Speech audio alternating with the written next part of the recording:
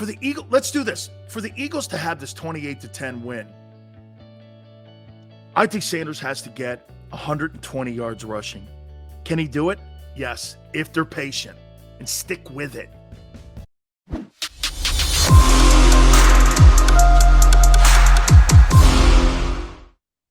Outside of Jalen Hurts, don't use Jalen Hurts here because we know he has to play well on Sunday night. Who is the key to winning against Dallas for the offense, in your opinion, on Sunday night? Who would you say? Who's the guy that has to be the instrumental force in this game and the arm for them to be able to win this game and control this football game? Who would you think? Cardell Jones. I do love figure skating. Pick a player. Hey, Steven, pick a player for me. Sanders? Whoa. I thought about it, but I didn't think about the name. Sanders? Mulata?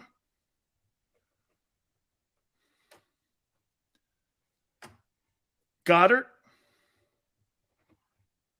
AJ? I think AJ Brown is not as important as people think in this game. Jack Driscoll? You're assuming that Mulata's not going to be 100%. Jordan Davis on the other side. I asked for the offense first. Let's do the offense. We'll get to the defense. Okay, those are enough names.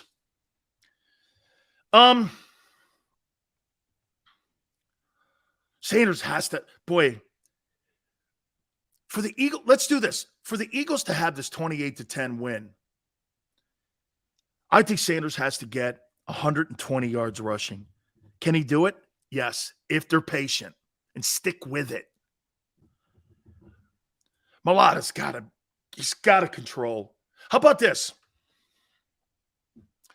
I'll give up a sack or two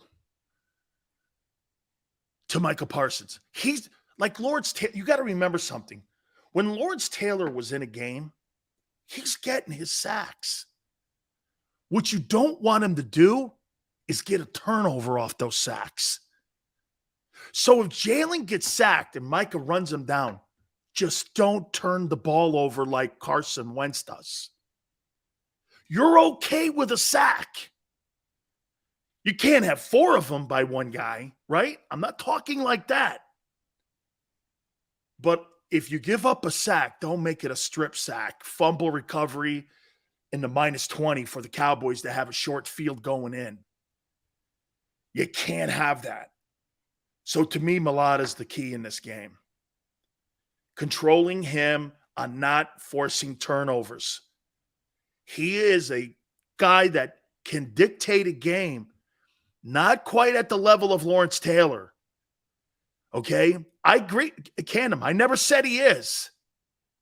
But what he's done in his short time, he has changed and turned games with his presence. He does more in the pass game when it comes to covering, too. LT was great at it. Okay? He could, but Belichick, that wasn't something Belichick wanted LT to do. They wanted him to rush and change games and create turnovers. When Lawrence Taylor played, it wasn't so much about the sack. It was when in the game the sack happened and the turnover off of it.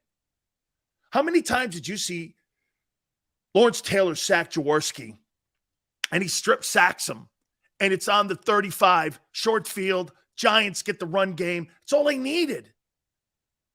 That's all they needed. That's what Dallas would need. That's how Dallas is winning games. The old New York Giants way. Actually, Cooper Rush is playing a lot like Phil Simms. Don't turn the ball over. Be patient. The defense will dictate field position. Okay? Hey, I would say this to you, Shepard. Don't underestimate the guy. You know very well, you're just shit-talking. The guy's a playmaking football player. Okay? He will never be Lawrence Taylor. Agreed, he's not. I don't think Jaw stunk. Not fair. Hurts needs time to throw. Dude, Matthew, why would you play into that on what Dan Quinn wants you to do is throw the ball? They do two things like I said well. They get sacks and turnovers. Why would you play into the passing game? That statistic tells me more that Jalen is the third worst pocket passer in the league. And it's not really something that's a deficiency in his game. It's what the Eagles are asking him to do more so than anything. They're not going to third and long, and they bring pressure. Why should Jalen throw the ball and beat Carson Wentz, Aaron Rodgers, or anybody, or Justin Herbert to have more of a high percentage play on a turnover? They play the percentages, Steichen and Sirianni. It's smart ball. When you have a dominant running attack like that, why would you have a high percentage turnover play and a passing play of a plus 10 yardage play on 3rd and 8? Why would you do that when you can run the ball? Say you don't get the first down. You're still limiting your opportunities at turning the ball over. This game's going to be dictated on turnovers. If the Cowboys get 3 turnovers, they'll win. They'll win the game. And the Eagles don't turn the ball over. They get 3 turnovers, okay? They'll win the game. Because most likely, they'll be in critical areas of the field. Okay? They'll be in critical areas. Ron says I would run some draw plays on 3rd and 6. I love that. Ron, it's a reason we have a punter on a football team. I love that. You're still changing field position. And you're keeping them honest. Even if you don't get the first down, Ron, exactly. You're keeping that pass rush honest. That you still want to run the ball. Dallas, 14.4 points allowed. Eagles, 17.3 points allowed. Okay? You got 2 good football teams defensively coming in at each other. I think Dallas is a tick better. Not a lot. And by the way, for the overall unit, the only reason I give the nod to Dallas is because Quinn's superior to Dan Quinn's superior to Jonathan Gannon. Jonathan Gannon is not Dan Quinn as a DC. He's not. Okay? That guy is exactly like Jim Johnson. He's exactly like Amani Kiffin. He designs defenses to fit the personnel that's on his team. Jonathan Gannon has a system that he puts players in. He's a plug-and-play guy. He's not. Dan Quinn doesn't do that. The only reason that they found out that DeMarcus Lawrence, or the only reason they found out that Micah Parsons was this guy, is because Lawrence got hurt. Then they started moving him around. They went, wow, look what we have here. Look at this new shiny toy.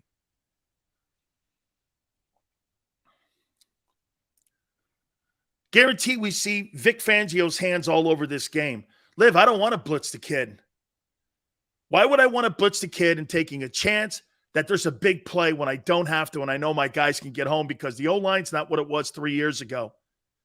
Make that guy go in progression and try to beat you. Putting pressure on Justin or putting pressure on Justin Fields and guys like Cooper Rush. Why? They're not going to complete the passes anyway in a 10-play drive. Okay? Bringing pressure for Mahomes or Allen, that's a different conversation. You bring pressure on those guys. Brady, internal pressure up the middle. Okay, Brady wants to step up because that's his forte, is stepping up in the pocket. Justin Fields, Cooper Rush.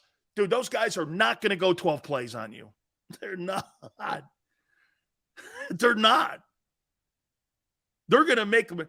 They're only Kellen Moore is only asking him to throw the ball 16 times.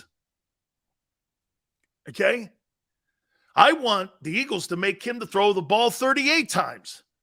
Let me tell you this. If you have to throw Cooper Rush into a ball game where he has to throw the ball 38 times, Eagles will beat them 38-10.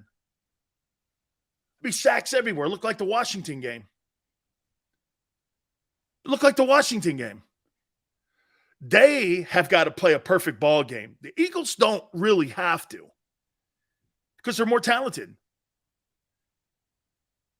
Who's more likely to burn you on a blitz, Mahomes or Rush? Think about it. Is that really a question? And you know it beats what the answer is. Well, me, right? Cooper Rush beat me on a blitz? Okay, I want to see that.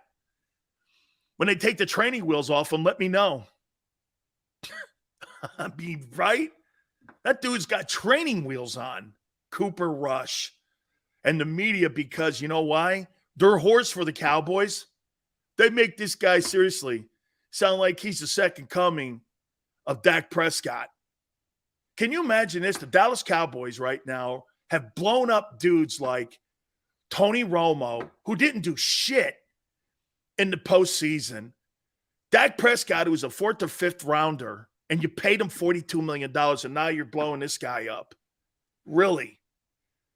When's the last time the Cowboys drafted a first-round quarterback? And you get this. The last time the Cowboys drafted a first-round quarterback, they won Super Bowls. Put that in your hat. Even a second-rounder. When's the last time they drafted a first- or second-round guy? Ooh.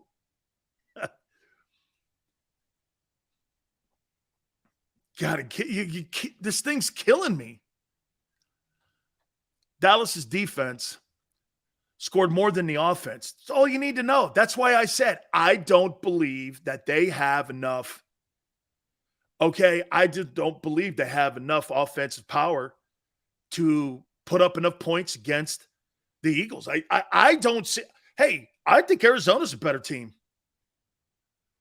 I think the Arizona Cardinals are a better team. When they get DeAndre Hopkins back, whose offense would you take? Even if they put Dak back in there, Dak gives them a better chance to beat the Eagles. But they're not going to do that. Now they're going to ride the hot hand. Great. Hey, don't be shocked if the Cowboys pull one over on you, put Dak in there and activate him for the game. He starts struggling. You could see Dak in that game. Be prepared back in your mind for that. You got to be prepared for everything.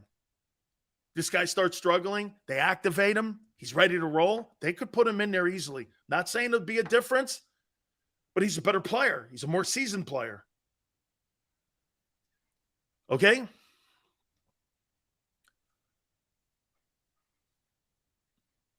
Sunday night prediction. Eagles 30-9. Edge, I said 28-20. But I don't know, man. 30-17.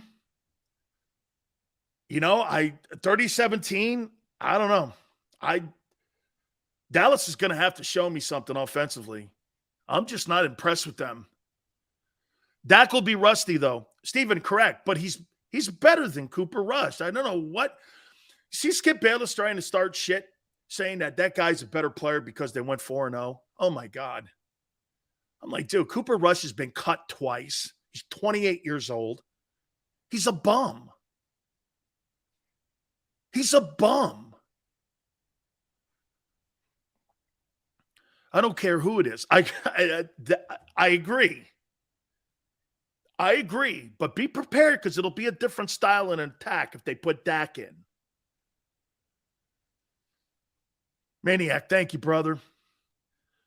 Okay, let's go to the defensive. I think Mulata, again, remember what I said. I think Mulata's got to be the key here. But I also think this.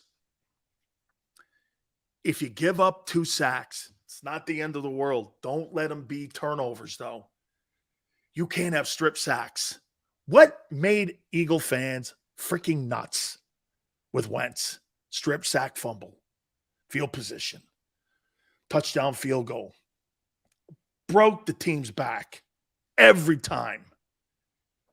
Jalen doesn't do that, and he knows that. Okay? Broke Eagles fans' backs. It's all right to sack. People get sacked. Brady gets sacked. You can't have turnovers off him, though. You can't. You got to have pocket presence in that. Know when to get down. Hey, you take a loss? Okay. Don't take a turnover, though.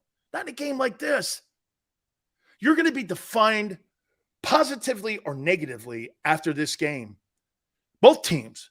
The Cowboys, if they get steamrolled, they're going to go like this. Well, the Cowboys had fool's gold. If the Eagles get beat, you know what some people are going to say? Well, hey, Jalen was exposed. I'm not going to say that. That's not going to be my mantra on Monday. Okay? It's not. I think coaching has a lot to do with this and health in this ball game. And by the way, I just don't see Dallas having enough to beat this team. I just don't. Playing field position, GT, will be essential. Hey, 3 and outs, punting, that's a play. That's okay. Brady has used the punter. What are the 2 things that Brady has used more so than his slot wide receivers and tight ends? Punter and field goal kicker. Adam Vinatieri and punting, field position. He knows how important it was. That meant this, no turnovers. Don't have turnovers. It's okay to have a punter. It's okay. In games like this, statistics mean shit. Turnovers, they matter. Field position and time of possession. That's what matters in this game. Who has the ball? Watch this. Who has the ball the longest? Who doesn't turn it over? Right? It's not about the big plays. It's about the shitty plays that'll cost you in this game. Okay? It's about the bad plays. The team that makes the less amount of bad plays, not the team that makes the biggest plays. Watch this. I hear people talking. I heard Rob even saying, AJ's going to have 155 yards. I don't really care about that. Red zone touchdowns is what I care about. I don't care about yardage. I care about scoring. Yardage means shit in a game like this. Keeping the sticks moving, whatever means that is. Guy has 155 yards receiving, 10 catches and loses. Meant shit to you. Scoring touchdowns in red zones, not turning the ball over, field position. That's how you win a game like this. Okay? This is how you win a game. Offensive linemen were maulers back in the day. Hands to the face. Different game, Damon. Different game. Nothing has changed since the preseason, and Hurts and Gannon we trust.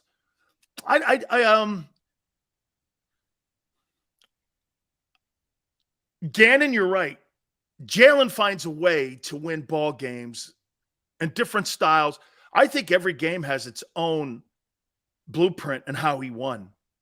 I think the Lions game, the Vikings game, the Washington game, the Jags game, and the Cardinal game had all different blueprints and how he won those games.